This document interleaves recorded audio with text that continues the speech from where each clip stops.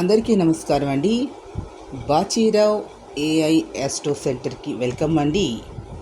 ఈరోజు పంచాంగం వివరాలు తీసుకున్నట్లయితే 29/10/2025 బుధవారం, శ్రీ విశ్వావసునామ సంవత్సరం, ఆశ్వయుజ శుద్ధ అష్టమి, తెల్లవారుజాము 4:39 తెల్లవారి లక్ష్మీవారం అనగా ఉత్తరాషాఢ నక్షత్రం పగలు 1:34, బుధవారం దుర్ముహూర్తం పగలు 11:24 లగాయతు 12:11, రాత్రి వజ్రం 5:42 లగాయతు 7:21. అదేవిధంగా బుధవారం రాహుకాలం మధ్యాహ్నం 12 గంటల నుండి 1:30 వరకు. అదేవిధంగా సూర్యోదయం 5:59, సూర్యాస్తమయం 5:33. ఈరోజు బుధవారం అష్టమి.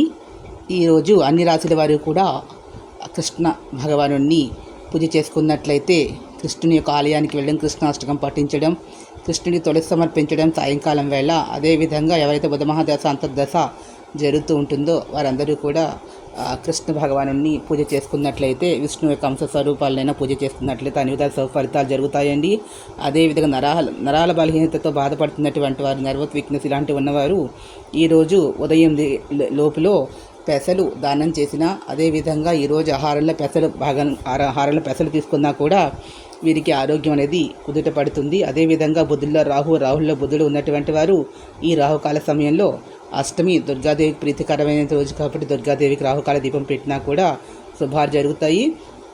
ఆ సమయం దేవాలయం అనేది సాయంకాలం వేళ దుర్గాదేవి గుడికి వెళ్ళి ప్రదక్షిణాలు చేసినా కూడా సాయంకాలం కూడా దీపాలు పెట్టినా కూడా చాలా వీరికి మంచి జరుగుతుంది, ఇబ్బంది ఎదుర్కొంటున్నవారు. అదేవిధంగా కాలం అనేది వ్యతిరేకంగా ఉంటూ ఏ పనైనా అవ్వనివ్వటువంటి వారు, ఇబ్బందులు పడుతున్నటువంటి వారు ఈరోజు కాలభైరాష్టమి అంటారు. కార్తీక శుక్లాష్టమి, బహుళాష్టమి కూడా జరిపిస్తారు.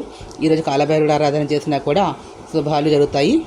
అన్ని రాశుల వారు కూడా కాలభైరవుని ప్రాతకాలంలో అంటే 11 లోపులో ఆరాధన చేయడం అనేది సుఫలితాలను ఇస్తుంది. ఈ వీడియో మీకు నచ్చినట్లయితే ప్లీజ్ సబ్స్క్రైబ్ మై ఛానల్. మరిన్ని కొత్త వీడియోతో ముందుకు వస్తాను. Thank you to all.